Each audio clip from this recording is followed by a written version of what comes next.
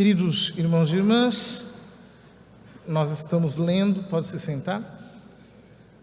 Nós estamos lendo nesse início do tempo comum, no ano ímpar, 2023, a carta aos Hebreus. E o trecho que nós lemos hoje é especialíssimo.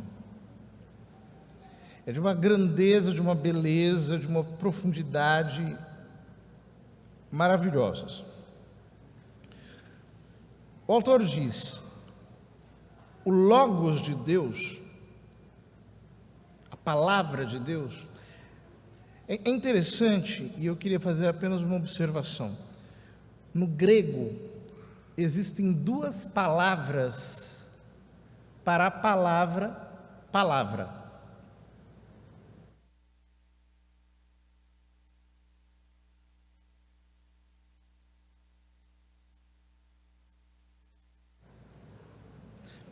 É muito interessante que no Novo Testamento ambas as palavras, logos e rema, aparecem.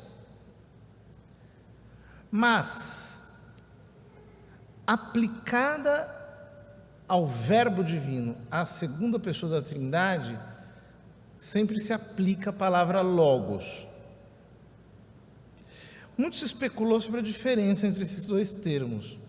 Uns diziam que há uma diferença imensa, que o logos é a palavra na sua totalidade e rema é a palavra presentificada, tornada individual para mim no momento presente. Porém, essa diferença não tem muito fundamento. Ambas significam a mesma coisa, palavra. Ora, a palavra de Deus é viva. E a palavra viva aqui, no grego, significa ativa.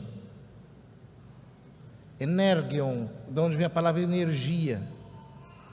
A palavra de Deus é ativa, ela é viva.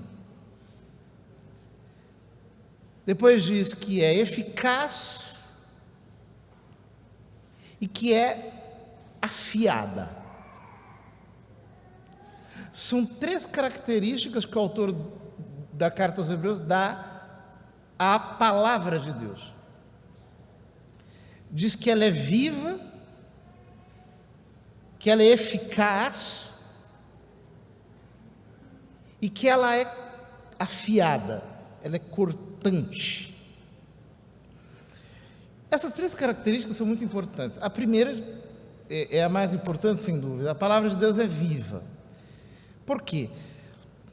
Quando nós lemos a palavra, quando nós meditamos a palavra pula.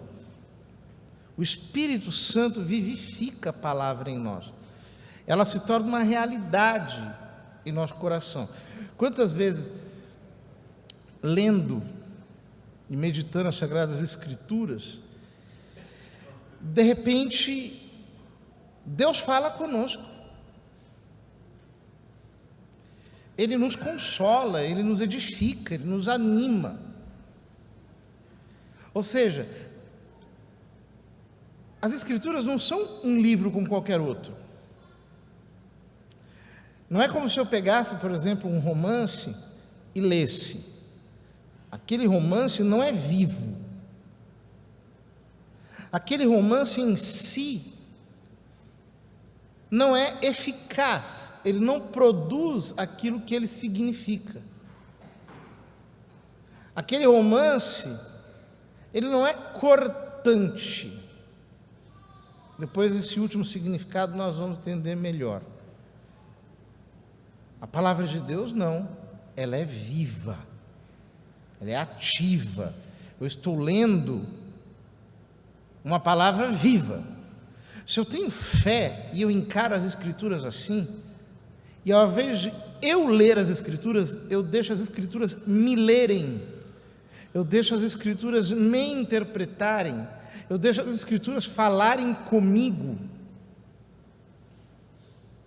Então eu descubro que as Escrituras são eficazes.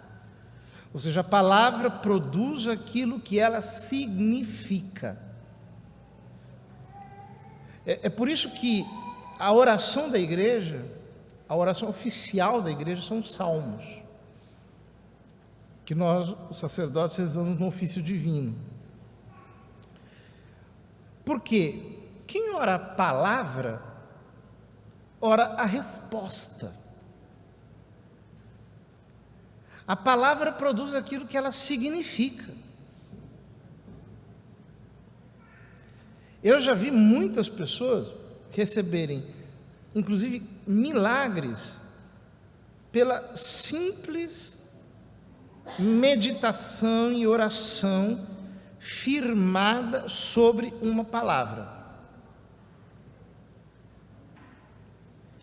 Por exemplo, eu me lembro de uma pessoa que uma vez me relatou uma cura, simplesmente porque ouviu esse versículo: pelas suas chagas fomos sarados. Ela disse: pelas suas chagas fomos sarados. Significa que eu já fui sarado. E ela ficou sarada. Ou seja, assim como Deus criou tudo pela sua palavra, e essa palavra criadora foi eficaz, dela arrancou-se todo o mundo, e o autor da carta aos Hebreus diz, lá no capítulo 11, no versículo 3, que as coisas visíveis procedem das invisíveis. Quando nós oramos a palavra, quando nós a meditamos, ela produz o que ela significa em nós. E que produção é essa? Ela é cortante. E agora nós entendemos melhor o que é cortante, porque o autor diz: ela é mais cortante do que qualquer espada de 2 gumes, a espada de duplo corte. Penetra até dividir, até separar alma e espírito, articulações e medulas. O que São Paulo está dizendo aqui é que São Paulo, ou o autor da carta aos Hebreus, está dizendo aqui, é que a palavra opera em nós uma cirurgia. Ela tem um efeito cirúrgico, preciso, um efeito verdadeiramente eficaz. E que efeito é esse? Ela separa a alma do espírito. E aí nós nos perguntamos: o que é a alma e o que é o espírito? São Paulo diz em 1 Tessalonicenses, capítulo 5, versículo 23, o seguinte: que o Senhor vos conceda santidade completa, para que, com tudo aquilo que sois, espírito, alma e corpo, espereis a vinda de nosso Senhor Jesus Cristo. Muitos interpretam esse texto de São Paulo como uma prova de algo que é muito comum numa heresia chamada gnose, que é a concepção tripartite do ser humano, como se o ser humano estivesse dividido em 3 partes: corpo, alma e espírito. Mas essa divisão não corresponde à realidade. Por quê? Quando nós olhamos uma pessoa, o que nós vemos? Nós vemos algo que é animante e algo que é animado. Ou seja, nós vemos a matéria em si mesma é inanimada, então nós temos um princípio material, corpóreo, e nós temos um segundo princípio que é espiritual, imaterial, que vivifica essa matéria. Então, aquilo que nós chamamos de corpo é o princípio material. Aquilo que nós chamamos de alma é o princípio imaterial que compõe quem nós somos. Então, não existe uma terceira coisa que seja um terceiro princípio. Muito se especulou sobre isso, sobretudo nos meios protestantes, mas sem muita precisão filosófica. Ora, se o que nós temos é corpo e alma, e essas duas realidades, elas não são justapostas, elas se unem intimamente como a matéria e a forma, ou seja, são uma única substância, somos nós. Por que a palavra de Deus separa a alma do espírito? Isso é muito característico dos textos de São Paulo. São Paulo fala, por exemplo, na primeira carta aos Coríntios, do homem psíquico, alma em grego é psique, e do homem espiritual. Então ele diz que o homem psíquico, ele não entende as coisas que são espirituais, mas o homem pneumático, o homem espiritual, julga todas as coisas e não é julgado por ninguém. O que ele está querendo dizer aqui? Basicamente é o seguinte: a nossa alma é espiritual, porém a nossa alma é ligada ao corpo, aos sentidos externos. Então, o que é um homem psíquico? Um homem psíquico é um homem que está ligado às coisas externas. Ele se move pelos seus sentidos. É como se a sua alma estivesse no polo material da sua personalidade. E há muitas pessoas que são assim, que vivem, por exemplo, para os prazeres da carne, para o dinheiro, para o seu próprio eu, para a sua própria ostentação. Ou seja, a sua alma, toda a sua atenção está voltada para aquilo que há de mais material na sua personalidade. E aí há pecados que são materiais que meio que aprisionam o nosso ser nessa esfera, digamos. Porém, na medida em que nós nos confrontamos com a palavra, na medida em que nós meditamos as Sagradas Escrituras, na medida em que as Escrituras, porque são vivas, são vivificadas pelo Espírito Santo, vão penetrando em nosso ser, o que vai acontecendo conosco? Nós deixamos de andar pelo que vemos e passamos a nos mover pelo que cremos. O nosso mundo passa a ser o mundo da palavra. Nós vamos subindo para a sala de cima, para utilizar uma comparação com o cenáculo. É como se,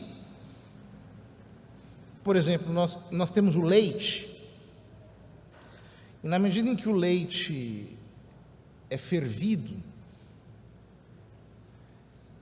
e ele vai se resfriando, ele vai formando uma camada de nata na superfície, né? É mais ou menos o que acontece com alguém que medita as Sagradas Escrituras.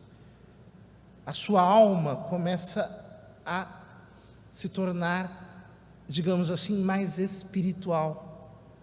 Ele não vai se ligando tanto àquilo que é sentimental, àquilo que é ferida da personalidade. Ele não se liga tanto às coisas que acontecem, aos barulhos. Ele vive numa outra atmosfera. É como se a sua alma estivesse flutuando sobre o seu corpo. Como se, não estou dizendo que é isso, porque a alma e o corpo estão verdadeiramente unidos. Ela é carregada de leveza, ela sobe porque é vivificada pela palavra. E isso é o que nós chamamos de uma fé operante e ativa. Quer dizer, é quando eu vivo na fé do Filho de Deus que me amou e por mim se entregou, como diz São Paulo. Eu vivo na fé, eu estou como que capturado pela fé, e ele fala disso. Ele diz: a palavra de Deus é viva, eficaz e mais afiada do que uma espada de duplo corte, penetra até dividir a alma do espírito, articulações e medulas. Ela, a palavra, julga os pensamentos e as intenções do coração. Quer dizer que ela vai determinando o que nós pensamos, vai determinando as nossas intenções e vai determinando os nossos sentimentos. A palavra passa a ser a nossa pauta, a nossa regra. Passa a ser o nosso parâmetro. E diz: tudo está nu e descoberto aos seus olhos, aos olhos da palavra. E é ela a que devemos prestar contas. Isso é fantástico. A meditação das Escrituras flagram em nós aquilo que nós queremos esconder. A meditação das Escrituras traz luz sobre aquilo que é trevas em nós. Então nós estamos como que nus diante da palavra, confrontando-nos com ela, deixando-nos interpelar por ela. Isso é muito importante, porque se nós não temos esse confronto, a nossa vida de fé sempre ficará reduzida à nossa prudência humana. E nós temos que ser guiados por um nível de prudência mais alto que vem do Senhor. Isso vem pela meditação das Escrituras. E aí ele diz: temos um sumo sacerdote eminente. No grego é bonito isso, porque ele está dizendo: nós temos um mega sacerdote eminente que entrou no céu, Jesus, o Filho de Deus. Por isso, permaneçamos firmes na fé que professamos. A palavra aqui é a palavra homologia, que é a confissão. Permaneçamos firmes na nossa confissão. Permaneçamos firmes na confissão da palavra. Permaneçamos firmados na confissão da fé. Permaneçamos firmes, sustentados na ortodoxia da fé, mas que não pode ser uma fé morta, apenas um conjunto decorado de fórmulas. Tem que ser uma fé vibrante, viva, cheia de intensidade. Essa confissão é uma confissão que brota dos lábios, mas ela nasce no coração. É um crer com o coração, é um crer com a intimidade, que demanda firmeza, constância, assiduidade. Permaneçamos firmes, portanto, meditando a fé, nos enraizando na fé, mergulhando na confissão da nossa fé. Mas ele diz: temos um mega sacerdote eminente que entrou no céu, Jesus, o Filho de Deus. Por isso permaneçamos firmes na fé que professamos. Com efeito, temos um mega sacerdote capaz de se compadecer de nossas fraquezas. A palavra compadecer de nossas fraquezas, no grego, é a palavra simpatia. Ele tem simpatia com as nossas fraquezas. Simpatia é uma palavra muito interessante, porque pathos é sofrer, e o prefixo sim indica que ele está sofrendo com a gente, ele está camelando com a gente, ele está lutando com a gente. E ele explica por quê: pois ele mesmo foi provado em tudo como nós, com exceção do pecado. Mas ele foi provado, ele foi tentado.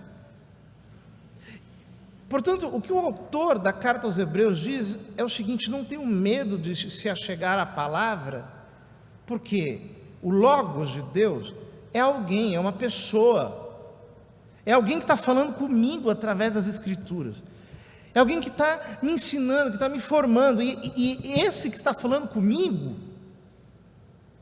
não é um espírito puro, assim, que simplesmente é indiferente a tudo aquilo que eu sofro, é indiferente a tudo aquilo que eu padeço. Não! Como ele se encarnou, ele te entende. Ele sabe como é duro acordar cedo. Ele sabe como é difícil passar fome. Ele sabe quanto custa se sacrificar. Ele sabe o quanto é difícil você receber uma humilhação e não revidar. Ele sabe como é complicado receber uma ofensa e não dar o troco. Ele entende, porque ele tem uma carne semelhante à nossa. Ele se encarnou de verdade. Por isso, permaneça firme na fé do Filho de Deus, na fé de Cristo encarnado. E não deixe de se confrontar com a palavra, porque é Ele que está falando com você através dela, te flagrando com toda compreensão e com toda simpatia. Ele olha a nossa luta com simpatia. Ele olha para os nossos perrengues com simpatia. Ele vê, olha, poxa vida, está difícil para ele. Eu não me aborreço com ele. Eu sou o seu ajudador, o seu advogado, aquele que o auxilia. Por isso ele conclui: acheguemo-nos então, com toda a confiança, do trono da graça, para conseguirmos misericórdia e alcançarmos a graça de um socorro no momento oportuno. Ou seja, quando eu medito as Escrituras, eu não apenas aprendo aquilo que eu tenho que fazer, Ele me socorre, Ele me acode, Ele vem ao meu encontro para me levantar. Eu não estou apenas lendo, e nem tampouco Ele apenas está falando comigo para dizer o que eu tenho que fazer. Eu estou me achegando ao trono da graça, por isso eu vou à palavra com toda confiança, porque eu sei que Ele é o meu ajudador, é Ele que me socorre, é Ele que me levanta, é Ele que pela sua palavra me sustenta, exatamente como diz Jesus a Satanás nas tentações: o homem não vive somente de pão, mas de toda palavra que sai da boca de Deus. Portanto, quando eu medito a palavra, quando eu deixo a boca de Deus falar comigo através da palavra, e passo a viver da palavra saída da boca dele, isso para mim se torna socorro, sustento, firme fundamento, como diz ele em outras passagens. A fé não é apenas um sentimento positivo. A fé não é apenas uma confiança genérica. A fé para o Novo Testamento é colocar a vida inteira sobre Cristo, escutando e recebendo dele ajuda, escutando e sendo socorrido por ele. E na medida em que isso vai acontecendo, a alma e o espírito vão se separando, no sentido de que nós vamos nos tornando homens espirituais, conectados com as coisas do Senhor, conectados com o próprio Senhor, e portanto a salvo de toda e qualquer perturbação. Quantos benefícios a meditação das Escrituras trazem para nós? Que nós não deixemos de meditá-las com muito amor, porque o nosso mega sacerdote Jesus Cristo está no céu, e do céu Ele fala conosco através da sua palavra, para que nós possamos viver a partir dele.